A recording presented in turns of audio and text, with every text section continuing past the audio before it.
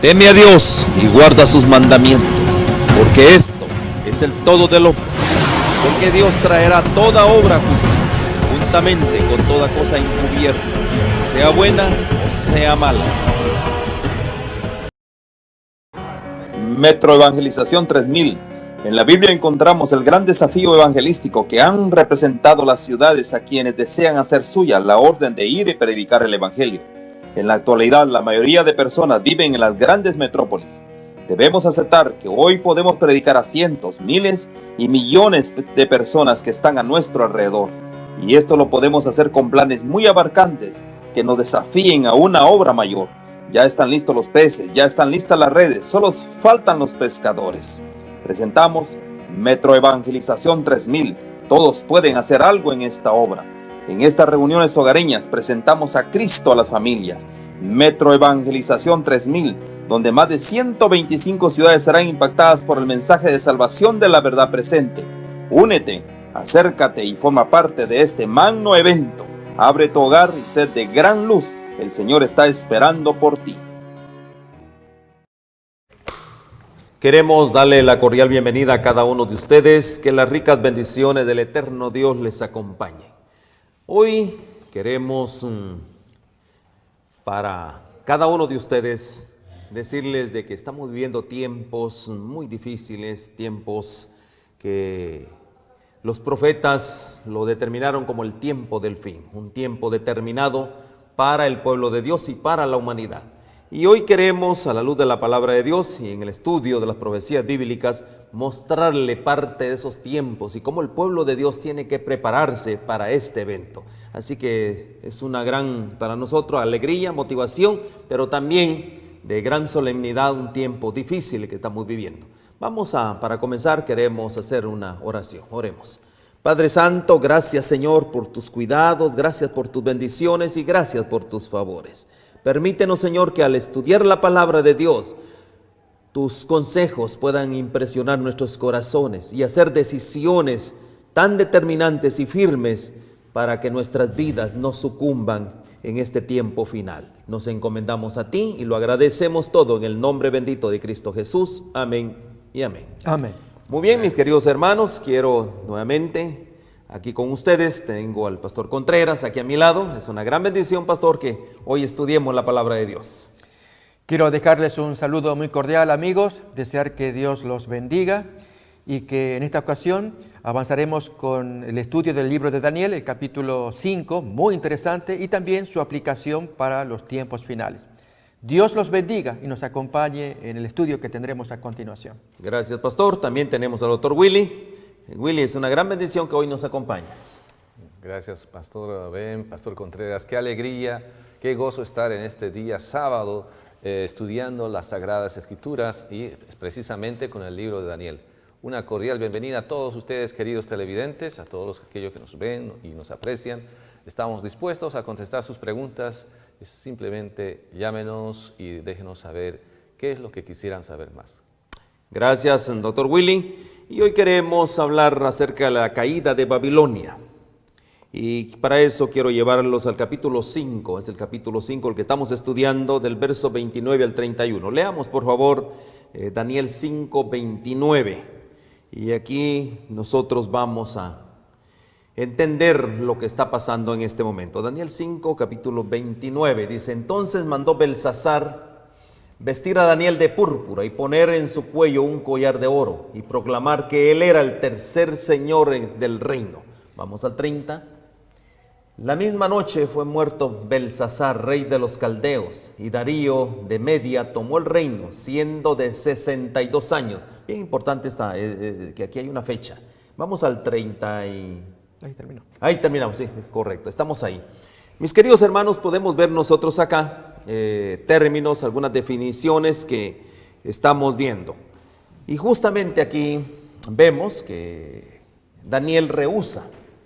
Cuando el rey le dice: si tú me ayudas en este asunto, a resolver este asunto, yo te voy a poner realmente, bueno, y ahí están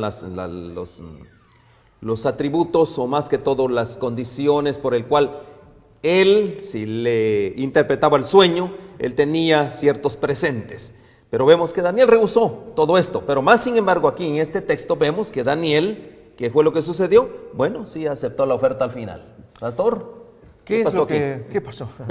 ¿Qué pasó aquí, verdad? Amigos, acordémonos del argumento de Daniel capítulo 5. Desde los primeros versículos se nos cuenta que el rey llevaba adelante una fiesta muy grande, hacía beber vino a 1000 de sus príncipes, y en eso que está bebiendo vino, todos reunidos, felices, mujeres, concubinas, prostitutas, etc., hay un detalle interesante que da un vuelco a la historia. Es que Belsasar el rey se atreve a insultar a Dios trayendo los vasos sagrados del templo de Jehová en Jerusalén, que Nabucodonosor los había robado y se los había llevado al Dios personal de Nabucodonosor. Allí los había dejado en honor al Dios de él, que le había dado una victoria contra el Dios enemigo. Hasta allí Nabucodonosor manifestó respeto. Por supuesto, violó el templo de Jehová en Jerusalén, pero al menos manifestó ese respeto en la ignorancia de Nabucodonosor.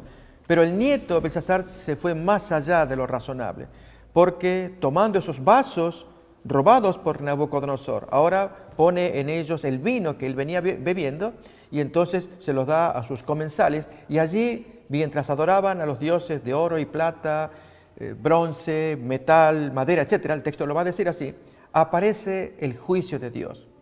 Y amigos, esto es lo que más importa de esta historia, en que el juicio de Dios se nos cuenta una mano sin sangre, una mano sin cuerpo, comienza a escribir allí en lo alto de la pared una sentencia mortífera.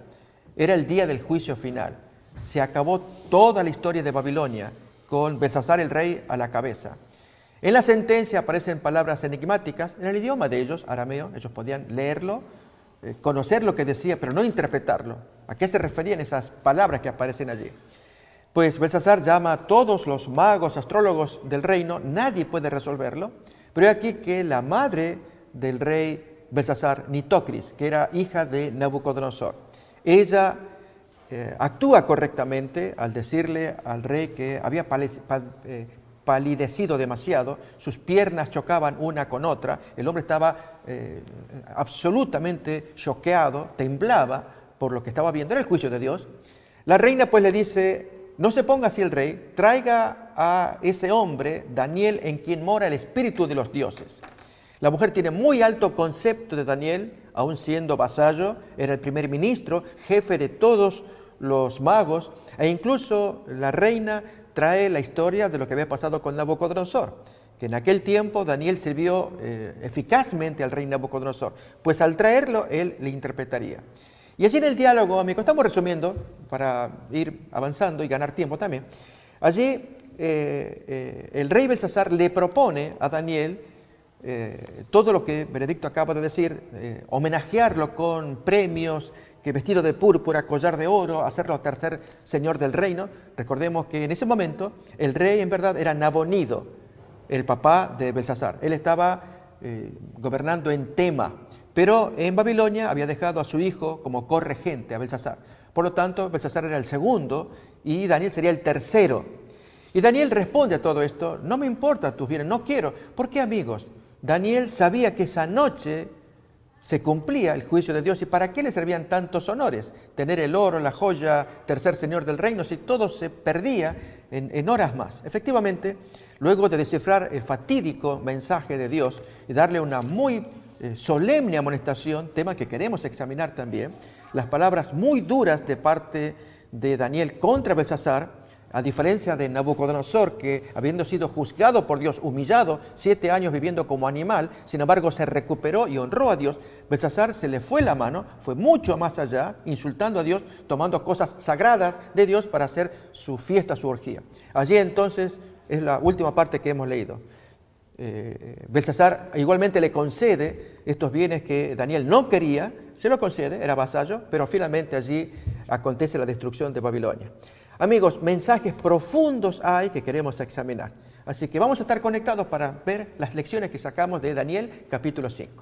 Gracias, pastor. Vemos nosotros que aquí este rey, el rey Belsasar, cumple con su palabra, su promesa. Siempre es una de las particularidades de estos reyes, siempre cumplir con su palabra. Y lo vemos que justamente coronando en este caso Daniel como tercero, como parte del tercer miembro del reinado del imperio babilónico, que justamente pues estaba a hora de caer. Aquí hay una gran celebración y lo más importante de todo esto es que es una gran lección para nosotros en este tiempo. Quiero hacer algo dentro de este punto. Babilonia siempre evoca lo que es Babel. Es lo que es Babilonia, Babel. Cuando nosotros vemos ambos reinos, ambos poderes, en este caso, uno con una intención de ser más que Dios, por lo consiguiente, de aquí también en Babilonia se repite la historia, ambos fueron todos los grandes íconos de la arrogancia. Eso es lo que es Babel. La Torre Babel es lo que es Babilonia prácticamente, grandes íconos de la arrogancia de los hombres. Ambos, ¿cuál era el propósito? Intentar borrar la línea, eso fue lo que hicieron ellos, ¿no? Intentaron borrar la línea entre el cielo y la tierra. Realmente es algo interesante. También vemos que tanto Babel como Babilonia significan confusión. O sea, entre otras cosas, estos son los proyectos de los hombres. Borrar a Dios, y uno de los objetivos prácticamente es borrar la imagen del hombre, que justamente está impresa, borrar la imagen de Dios en el hombre, que de una u otra manera, mis queridos hermanos, eso ha sido el trabajo de Satanás. Pero hoy en día es el mismo propósito, o sea, el propósito no ha cambiado. Es cierto, aquí vemos nosotros que Babilonia literalmente fue borrado del mapa, de la historia, del mapa físico del planeta Tierra, pero más sin embargo hay una Babilonia mística que es la que nos vamos hoy a ponerle más atención. Pero antes de eso quiero llevarlos aquí a San Lucas capítulo 12 verso 19. Aquí en San Lucas capítulo 12 verso 19 vamos a ver un detalle bien importante en cuanto a los hombres. Y dice acá: Y diré yo a mi alma, alma mía, muchos bienes tienes guardados para muchos años, repósate, come, bebe y regocíjate. Miren, qué interesante, ¿no? Aquí tenemos una gran lección que aprender. Yo creo que aquí el doctor Willy nos va a ayudar en este punto. Primero es que Belsasar se sintió seguro, cómodo, con gran confianza, y se sienta a celebrar, como quien dice, se sienta con todo, eran más de 1000 séquitos ahí prácticamente de todo el imperio en ese momento, y se sienta placenteramente. Estoy seguro. Lo que no sabía es de que Dios de una u otra manera ya le había determinado un tiempo a esa nación.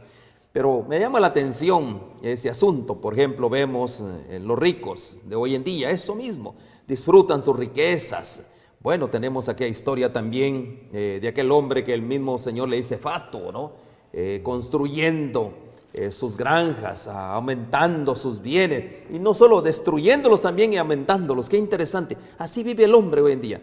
Doctor Willy, ¿qué nos puedes decir tú al respecto? ¿Qué comentario nos tienes al respecto? Sí, comento, Pastor Ben, es interesantísimo. Podemos volver entonces a leer el capítulo 1, versículo 1 de Daniel, donde prácticamente empieza esta situación de orgía y de intoxicación tomando bebidas alcohólicas como es el vino.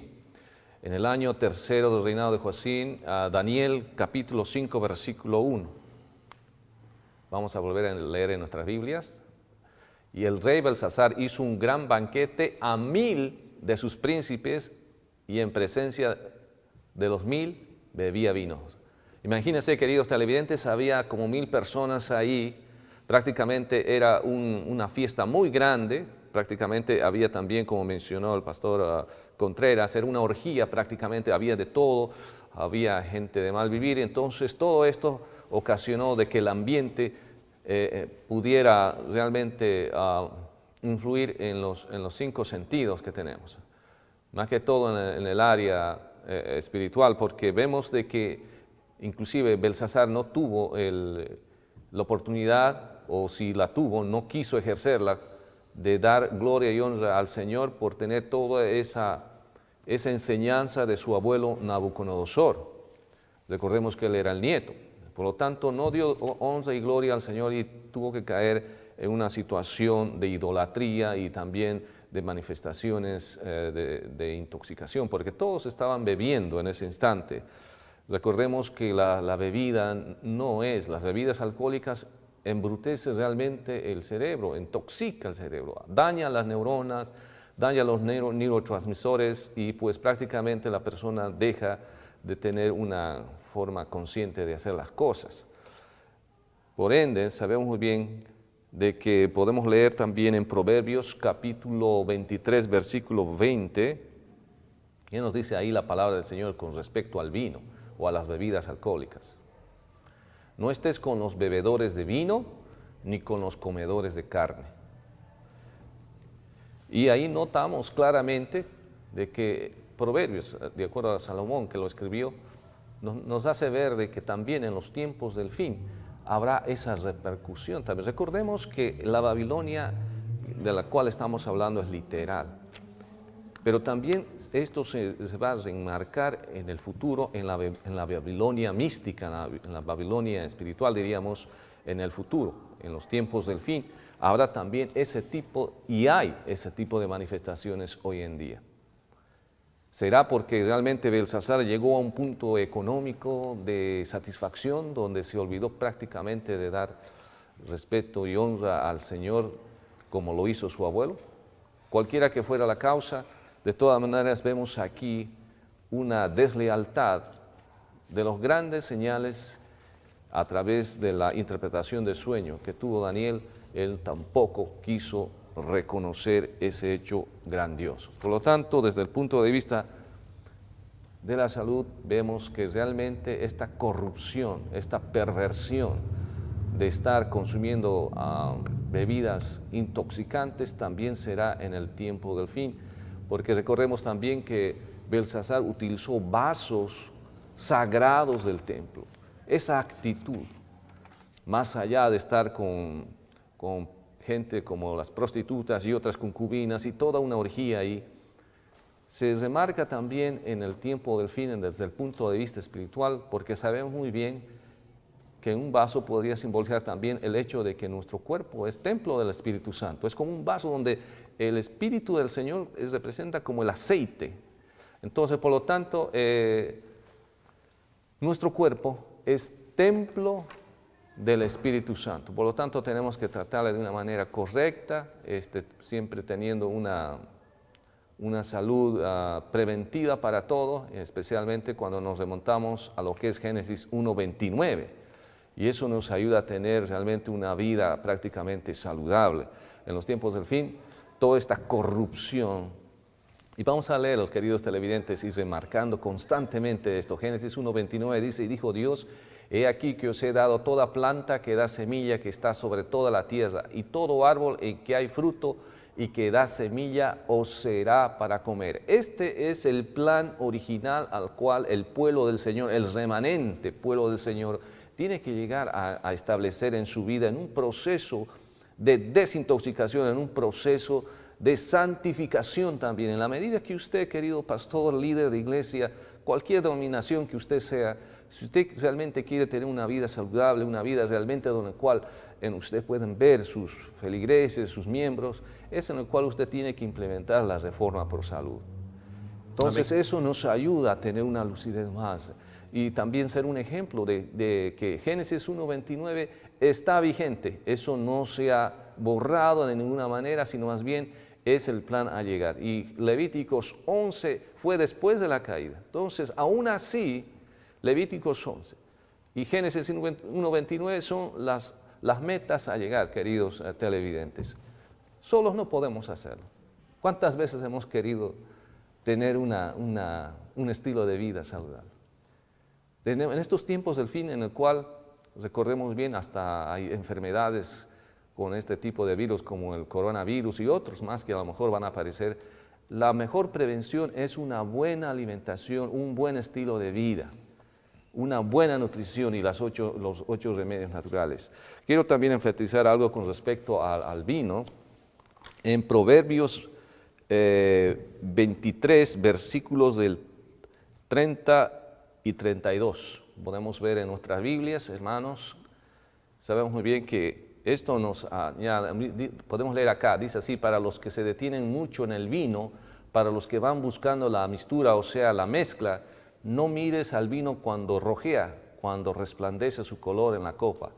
Se entra suavemente, mas al fin como serpiente morderá y como áspid dará dolor. Y esto es algo realmente real en los tiempos del fin, donde el alcoholismo tiene cifras alarmantes. Inclusive jóvenes están entrando en ese periodo de consumo por muchas causas y factores psicológicas, sociales, económicas, cualquiera que sea. Pero queremos decirte a ti que si estás realmente en esa situación tan difícil, hay esperanza para ti. Amén. Cristo vino precisamente para darte solución.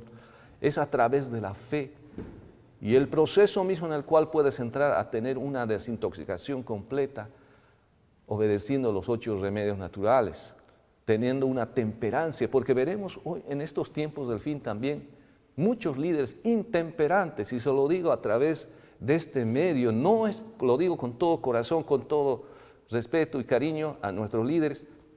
La intemperancia no es realmente algo que debe estar en la vida normal del individuo hoy en día. Más bien, debemos evitar todo aquello que es tóxico, todo aquello que nos envenena y tener una vida equilibrada. Así como nuestro sistema, nuestro organismo, nuestra fisiología tiene un equilibrio químico estable y equilibrado, así de la misma manera también nuestro mensaje tiene que ser equilibrado. No podemos ir a los extremos. Los extremos son caminos de Satanás. Y por lo tanto, con la ayuda de Dios, como dice en Filipenses 4:13, todo lo puedo en Cristo que nos fortalece. Hagamos esa oración constante en nuestra vida. Amén. Y también, queridos televidentes, para concluir con este comentario, es el hecho de que leer y meditar en la santa ley del Señor en los tiempos del fin es muy importante también, como fue en el pasado. Hay una terapia que se llama decatología, la terapia de la decatología. ¿Cómo funciona? Si tienes, por ejemplo, un vicio o una adicción a cualquier tipo, ya sea alcoholismo, tabaco, antes de dormir empieza a meditar y leer los 10 mandamientos. Y al despertar al día siguiente, vuélvelo a hacerlo. Trátalo por 21 días y vas a ver los resultados. Dios obra a través del poder del Espíritu Santo. Si tú crees en el Señor y si todavía aún falta, pídele al Señor fe para que puedas hacer eso. Dios te ama entrañablemente. Ahora que ya sabes lo que te he dicho esto, ahora sabes de que realmente tu cuerpo es templo del Espíritu Santo, quieres hacer una decisión por el Señor. Donde quiera que te encuentres, no importa en qué situación estés, a lo mejor estás en la prisión o en la calle, te pido en el Señor, tienes un Padre Celestial que te ama entrañablemente. Que Dios te bendiga. Amén. Gracias, doctor Willy. Mis hermanos, estamos hablando de la caída de Babilonia. Pero me llama la atención este detalle, pastor. En esta caída del imperio babilónico no fue el fin. Eso me llama la atención, ¿ya? No fue el fin de su espíritu, de su ideología babilónica. Lo mismo sucedió en Babel. Esa acción de prácticamente estar en contra de Dios, porque ese era el gran desafío, ¿no? Dios ciertamente había ya, a través de un pacto que había hecho con el hombre, Dios ya no iba a destruir con agua la tierra. Más sin embargo, esta gente de Babel, ¿qué fue lo que hizo? Levantar una torre tan grande por si venía otro diluvio, ¿no? Imagínense, desafiando siempre a Dios. Lo mismo pasa aquí con Babilonia, es la misma acción, es el mismo espíritu. Pero lo interesante, pastor, en esto, aquí es donde quiero que usted me ayude, que vuelve nuevamente a aparecer en Daniel 11 y con más fuerza en el libro de Apocalipsis. ¿Cómo está ese asunto? Si ya Dios lo había raído de la tierra, tal como hizo con Babel, con Babilonia, ahora nuevamente, si leemos Daniel 11, vuelve a reaparecer y más con fuerza en el tiempo del fin, en la parte apocalíptica. Esto nos muestra qué importante, amigos, es tomar la palabra de Dios, en este caso la revelación de Apocalipsis, como el libro que nos va a dar luz, a arrojar luz para entender mejor los asuntos del fin, pero en este caso tomando a Daniel como base de referencia. ¿Por qué? Porque el libro de Apocalipsis, especialmente los capítulos 17 que vamos a mirar ahora, y aún parte del 16, se construyen, Dios ideó los símbolos tomándolos de Daniel capítulo 5. Para ello hagamos un muy brevísimo repaso de lo que aconteció con Daniel 5. Allí es el último día de Babilonia, el 12 de octubre del año 539, según dicen los historiadores. En ese tiempo los enemigos persas estaban rodeando Babilonia y querían penetrarla, pero no veían la manera hasta que Ciro, el general que comandaba las fuerzas, él ideó el desvío del cauce principal del río Éufrates, que bañaba los bordes, los márgenes de la ciudad de Babilonia y también la penetraba. Babilonia se sentía muy segura por este caudal de agua que recibían, tenían alimento por mucho tiempo, una muralla de 7 metros que la protegía y 12 metros de alto, se sentían inexpugnables y estaban celebrando una fiesta nacional con orgías, no solamente en la corte, Belsasar con sus cortesanos, sino también en la ciudad, fuera de la corte. Pero es aquí que entonces Ciro, desviando el curso del río, él logra penetrarla y finalmente toman posesión de Babilonia.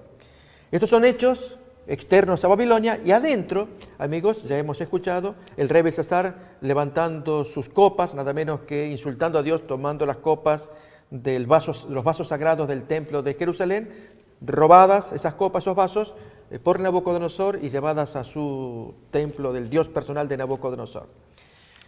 Toda la gente ebria, el doctor Willis ya hizo la descripción de lo que acontece cuando una persona está borracha, para no percibir la grave situación que estaban viviendo.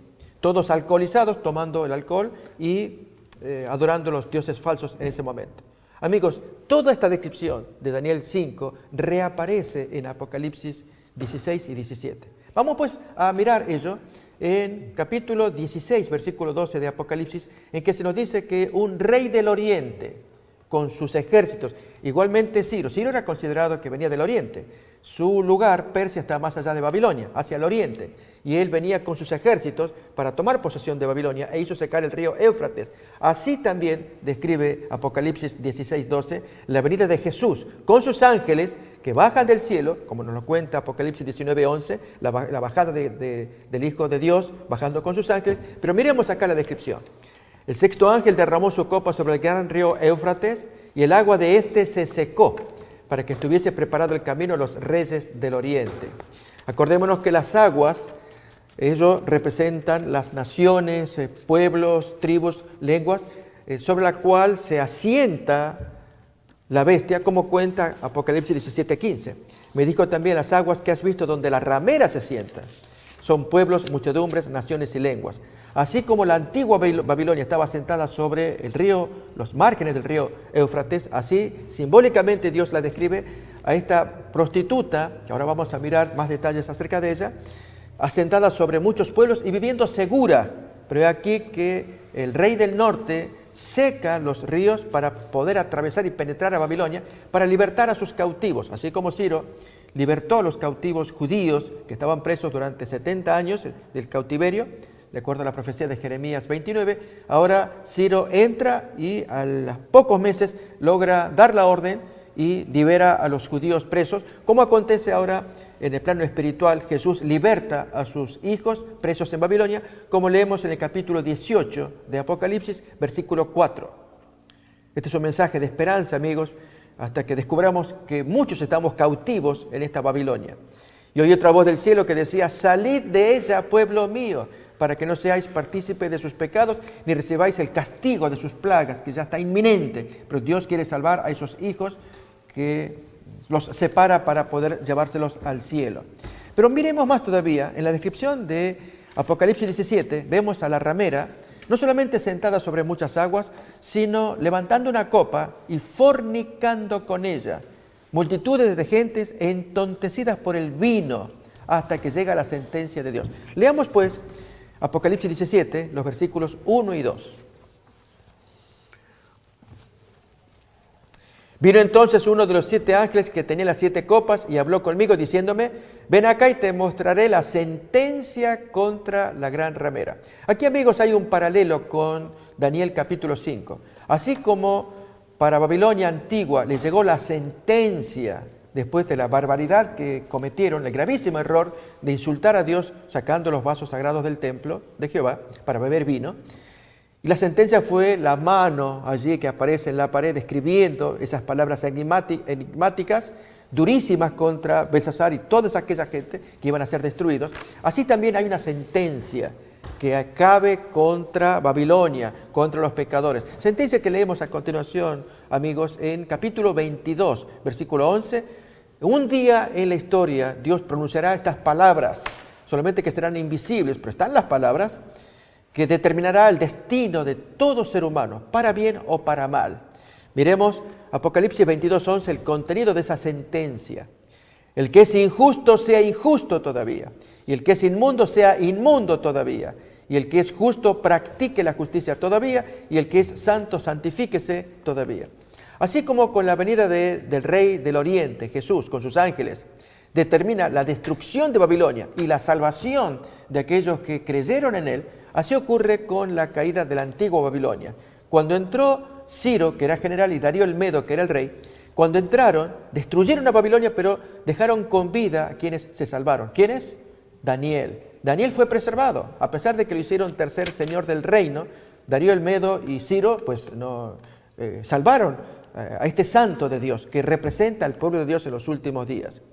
Pero miremos más ahora, todavía un poco más, el tema del entontecimiento, el vino que beben. Y especialmente, amigos, un punto que queremos resaltar es que así como Belsasar hizo algo gravísimo al traer al público un insulto a Dios, está por ocurrir algo similar este año que queremos compartir. Pero antes leamos el texto, Apocalipsis capítulo 17, versículo 2. Leamos pues. Vamos a disculpar. Versículo 1, no lo completamos. Leímos hasta la sentencia. Avancemos todavía con el versículo 1 y así el 2. Ven acá y te mostraré la sentencia contra la gran ramera, la que está sentada sobre muchas aguas, con la cual han fornicado, noten acá, los reyes de la tierra y los moradores de la tierra se han embriagado con el vino de su fornicación, como ocurrió con esos 1000 de la fiesta de Belsasar, embriagados para cometer orgías allí con las 1000 mujeres y concubinas, etc., hasta que llega la sentencia de Dios. El texto sigue más, versículo 3, 4 y 5 de Apocalipsis, y la aplicación que deseamos presentar, amigos. Y me llevó en el espíritu al desierto y vi a una mujer sentada sobre una bestia escarlata, llena de nombres de blasfemia, que tenía 7 cabezas y 10 cuernos. Y la mujer estaba vestida de púrpura y escarlata, y adornada de oro, de piedras preciosas y de perlas, y tenía en la mano un cáliz de oro lleno de abominaciones y de la inmundicia de su fornicación, y en su frente un nombre escrito, un misterio: Babilonia la grande, la madre de las rameras y de las abominaciones de la tierra. Notemos que presenta un cáliz enorme de oro lleno de suciedades, basuras, abominaciones, porquerías, como queramos decirlo, para que la gente beba, allí lleno de abominaciones. Miremos, amigos, a continuación, en Daniel capítulo 5, la tontería que hizo el rey Belsasar y la consecuencia para nuestro tiempo. Pero tenemos que ver el texto primero de Daniel capítulo 5. Vamos a ver desde el versículo 1, recordemos, es el paralelo que hay entre Daniel 5 y Apocalipsis 17. Es lo que deseamos ver, es muy intenso. Dios construyó Apocalipsis 17 basándose en Daniel 5 y un detalle que vamos a mirar. El rey Belsasar hizo un gran banquete a 1000 de sus príncipes y en presencia de los 1000 bebía vino. Belsasar, con el gusto del vino, notemos que estaba entontecido, embrutecido por el alcohol. Mandó que trajesen los vasos de oro y de plata que Nabucodonosor, su padre o abuelo, recordemos, antiguamente se denominaba a cualquier miembro de la familia, aunque fuera lejano, como padre. En este caso es el abuelo.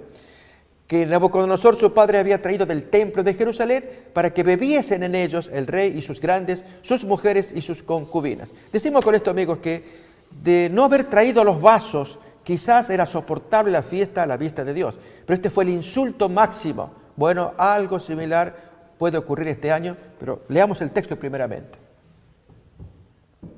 de Daniel 5.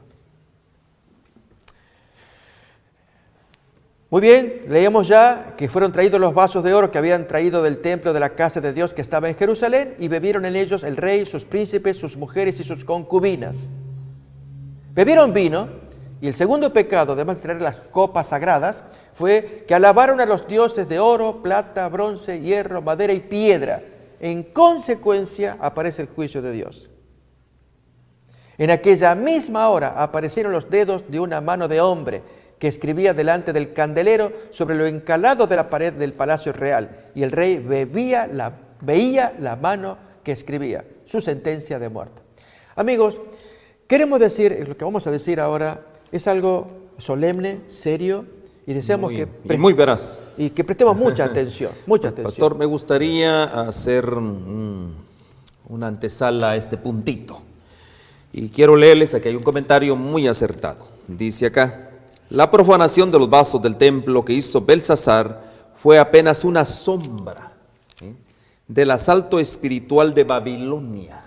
Imagínense, ¿no? Apenas dice, fue un asalto, una sombra, ¿no? De lo que es el asunto espiritual de Babilonia, a la verdadera adoración y al santuario celestial de Dios. Pero, como su contraste histórico, la Babilonia del tiempo del fin, ahí es donde vamos ahorita en este momento, finalmente será eliminada por el reino eterno de Dios. Pero vamos, ¿por qué fue una sombra? ¿Qué es lo que se viene entonces, pastor? Amigos, al mirar los textos sagrados de Daniel 5 por un lado y Apocalipsis 17 por el otro, al observar que Dios toma intencionalmente las partes de Daniel 5 y las pone simbólicas en Apocalipsis 17, la forma en cómo lo describe, ya hemos dicho, es una gran ciudad, nos lo va a decir capítulo 17, leamos pues el versículo 18. Miremos, se habla de una gran ciudad que hará algo muy grave. Y la mujer que has visto es la gran ciudad que reina sobre los reyes de la tierra. Esta ciudad, el 14 de mayo de este año, va a ser... Y amigos, ya nos estamos adelantando, pero permítame completar esta descripción. Se observa en Daniel 5 y en Apocalipsis 17 idénticos paralelos. Por empezar, el nombre, Babilonia. Aquí Dios la va a tomar de esta Babilonia, en donde se celebra con vino. El texto de Apocalipsis 17, estaban embriagados, ellos con una copa, con la inmundicia de lo que tenían para beber, para embriagarlos a todos. Aquí estaban embriagados también, hasta que aquí, de paso, se miró que rodeados por enemigos, allí Ciro con toda su gente estaban rodeando, cavando para desviar el río Éufrates, poder penetrar a Babilonia. El texto de Apocalipsis 16 nos dice que Jesús está a las puertas y está secando el río Éufrates que apoya a Babilonia para que Él venga y pueda entrar, penetrar y salvar a sus escogidos, pero destruir a Babilonia. El punto culminante de los paralelos es que Belsasar tomó los vasos del templo de Jehová, insultó a Dios, y aquí, amigos, hay algo que se va a hacer. Un insulto a Dios. ¿Dónde aparece esto? Hemos dicho que el 14 de mayo del año 2020, esta gran ciudad que reina sobre los reyes de la tierra, nos estamos refiriendo a Roma, y su principal líder, el Papa Francisco I, está convocando una reunión, un pacto ecuménico global, en el que invita a todas las autoridades civiles, religiosas, políticas, deportistas, intelectuales, toda aquella gente de buena voluntad que quieran venir para celebrar un pacto, un acuerdo ecuménico. ¿Con qué propósito? Es crear un nuevo humanismo, son palabras que él utiliza. Esto es una nueva manera de afrontar los desafíos que tenemos por delante, desafíos muy graves. Más que todo morales, ¿no? Es tremendo, es crear una nueva sociedad de hombres y jóvenes que a la vez puedan desarrollar las siguientes generaciones para afrontar los desafíos que tenemos por delante, desafíos morales y aún físicos también. Y educacionales. Recordemos, amigos, que la bandera que él lleva por delante es su carta encíclica publicada en el año 2015, Laudato Si. Allí se busca preservar la casa común, dice él, que es nuestro planeta, de los cambios climáticos. Prácticamente todos los países apoyan esta postura del Papa de detener la influencia maléfica de los gases tóxicos que hacen daño a nuestro planeta, excepto el gobierno de este país, Estados Unidos. Bien, Francisco I, él es el líder máximo de este movimiento, para promover la detención del deterioro de la casa común, nuestro planeta. Pero para ello él lleva algunos planteos que pueden ser elogiables, especialmente para la gente de más abajo, los socialistas dicen por este lado, y es todo lo que tenga que ver con los trabajadores. En el documento aparecen buenos planteos a favor de los trabajadores, de su dignidad. Muy buenas intenciones. De su familia, exactamente. Lógicamente, el lado opuesto, los capitalistas se ofenden, ellos, mayormente aquí en Estados Unidos, en que el Papa lidere un movimiento político cuando él debería meterse en religión. Esa es la gran oposición que hace este país, y mayormente liderado por su máximo líder aquí en este país, el presidente Trump. Lo cierto, amigos, es que si vamos a este asunto, hay varios planteos que se presentan. Uno de ellos es cómo un referente religioso puede traer o participar de un acuerdo con gente que no cree en la palabra de Dios, que no tiene temor de las leyes de Dios. Hacer un acuerdo con un político, con un intelectual, con un filósofo, con un deportista, etc. Serán buena gente, no discutimos la idoneidad moral de nadie. Lo que decimos es que cuando no hay temor de Dios, no hay respeto a la ley de Dios, hacer un acuerdo, ¿qué es lo que sacamos en conjunto?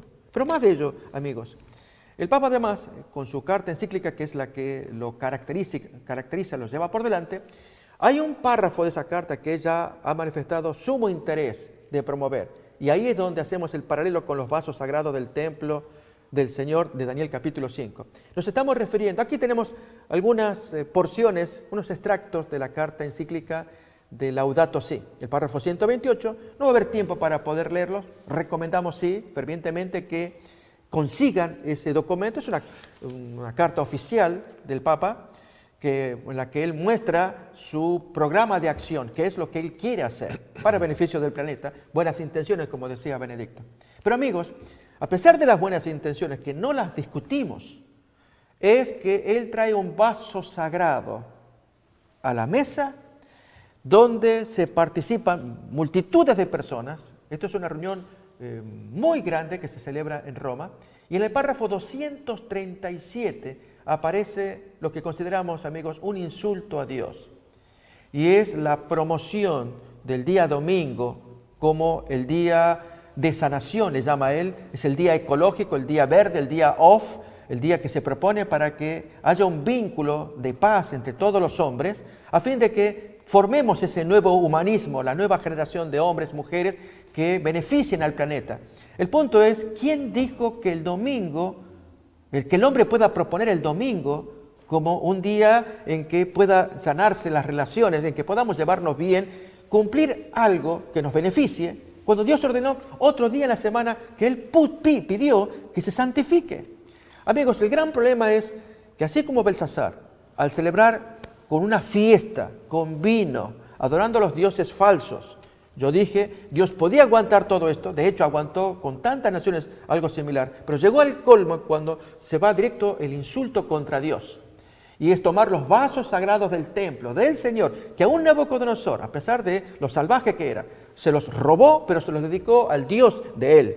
Pero Belsasar no hizo eso. Él tomó esos vasos del templo de Nabucodonosor y se sirvió vino, insultando a Dios. En este caso, amigos, que el Papa lleve adelante un pacto ecuménico con las autoridades políticas, intelectuales, espirituales, etcétera, etcétera. Aún más, hay una monja católica, Miriam, que ella le llama pacto diabólico. Hasta ahí uno podría decir, hagan lo que quieran, pero no se metan con las cosas de Dios. Es inevitable, amigos. Cuando uno bebió demasiado vino, recuerdan que la profecía decía en Apocalipsis 17, versículo 2, con la ramera, fornican todos los moradores de la tierra. Se han embriagado con el vino del furor de su fornicación. Todos, al embriagarse, están entontecidos, no logran discernir, como ocurrió en la fiesta de Belsasar. La gente no discierne la tontería de tomar los vasos sagrados, que Dios no lo puede autorizar para una fiesta vulgar, allí diabólica que estaban celebrando. Bien, hoy lo mismo. Si van esta es la dama, la monja Mónica, está allí en YouTube, se puede escuchar la dama. Su argumento es muy lógico.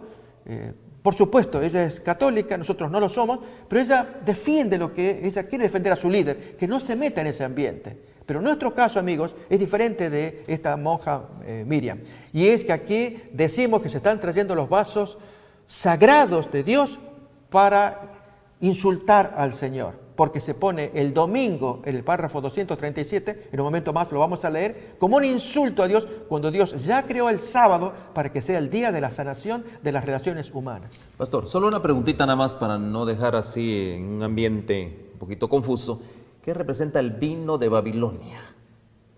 Amigos, cuando hemos leído, Willy nos leyó, que el vino es escarnecedor, que entontece una persona, eso aparece en Proverbios capítulo 23, versículo 29 en adelante, podemos leer una buena porción acerca del vino. Pero trasladado al plano espiritual, lo mismo, cuando esta ciudad que reina sobre los reyes de la tierra, dijimos, Apocalipsis capítulo 17, versículo 18, levanta la copa para que todo el mundo beba, se entontezca. Bebe qué cosas de Babilonia. Ahí tenemos el texto que nos dice que reina sobre los reyes de la tierra. Y en el versículo 17:2 que los moradores se han embriagado. Bien, amigos, el vino que ofrece la reina Babilonia aquí es el vino de doctrinas, de enseñanzas, de teorías, de toda la ideología que lo presenta. La gente lo consume, lo bebe, se entontece, no logra mirar, no logra discernir. En este caso, amigos, tal como haría usted cuando ve a un alcohólico que si está caminando, haciendo algo que lo va a llevar a la destrucción, cruza la calle en medio de tanto tráfico, usted no puede soportar este alcohólico, lo van a atropellar. Usted va a intervenir porque está lúcido para poder discernir. En este caso, amigos, nosotros nos vamos a oponer a que se promueva el domingo como el día de sanación. Entonces, en las bebidas que la mujer, la ramera, en su gran copa distribuye para que todos beban, se embriaguen, se entontezcan, no logren ver. Dios quiere que salga a luz este tema que ha sido pisoteado por siglos, y es que de los 10 mandamientos con los cuales no hay problemas. ¿Acaso hay problema con el 5.º mandamiento? Honrarás a tu padre y a tu madre. El siguiente, no matarás. El siguiente, no cometerás adulterio. No hay problema. No hay problema. Con 9 mandamientos, amigos, no hay problema. ¿Por qué lo hay con el 4.º mandamiento? Cuando Dios ordena que se descanse el 7º día de la semana, en el 4.º mandamiento. Pero el argumento que el Papa utiliza en el párrafo 237 de Laudato Si, allí menciona que se trata del sábado judío. Amigos, ahí ya... O sea, el tema de discutir ese solo párrafo merece toda la atención. Que lo vamos a leer ahí, amigos. Vamos a leerlo juntos en los minutos que tenemos. Este es el párrafo 237 de Laudato Si. Recordemos, esta es la carta magna que el Papa Francisco está llevando por todos lados para presentar su programa de sanación del planeta. El domingo, la participación en la Eucaristía tiene una importancia especial. Ese día, así como el sábado judío. Amigos, no es cierto. El sábado no es judío. El sábado viene de la creación. Es adámico. Esto Dios lo creó al día siguiente de crear a Adán y a Eva. Esto lo cuenta Génesis capítulo 2, versículos 1 al 3. Así que este argumento discriminatorio del sábado, diciendo que es de los judíos, antisemita, amigos, esto está flojo. No es verdad. Ahí tenemos el texto para leerlo, especialmente la parte final que dice: y bendijo Dios al día 7º y lo santificó, porque en él reposó de toda la obra que había hecho en la creación. Si Dios lo santificó, lo declaró santo, como declaró santa la pareja allí que se casaba, por lo tanto no autorizaba el adulterio y demás situaciones relacionadas con la pareja. Pero volvemos otra vez a Laudato Si, párrafo 237. Dice: ese día, como el sábado judío, se ofrece como día de la sanación de las relaciones del ser humano con Dios. Si leemos atentamente el 4.º mandamiento, Éxodo capítulo 20, 10, allí hay sanación para 4 niveles. No solamente el individuo con su familia, también para el siguiente nivel, que son los esclavos. El siguiente nivel, los animales. Y aún el 4.º nivel, los extranjeros y peregrinos, parias que no tenían dónde ir a vivir. O sea, Dios quiere que en ese día todo el mundo reciba ricas bendiciones como Dios lo programó desde el principio. ¿Por qué se habla que el domingo es el día de la sanación? De las relaciones del ser humano con Dios, consigo mismo, con los demás y con el mundo. El domingo es el día de la resurrección. Lógico, el domingo es el de la resurrección, como el viernes es el día de la pasión. ¿Cuál es la diferencia? El primer día de la nueva creación, cuya primicia es la humanidad resucitada del Señor. Amigos, para resucitar con el Señor tenemos el bautismo, como nos lo cuenta Colosenses capítulo 2, 12 y Romanos capítulo 6, 4. Son los vehículos que Dios da para que el hombre resucite ante el Señor, no un día que el hombre crea. Dice más, bien, ahí tenemos los textos, sepultados con Él en el bautismo en el cual fuisteis también resucitados con Él. O sea, si leyéramos más atentamente la Biblia, amigos, haríamos frente a esto que es un sopor mundial, con un texto como el que estamos leyendo, y hay más para leer.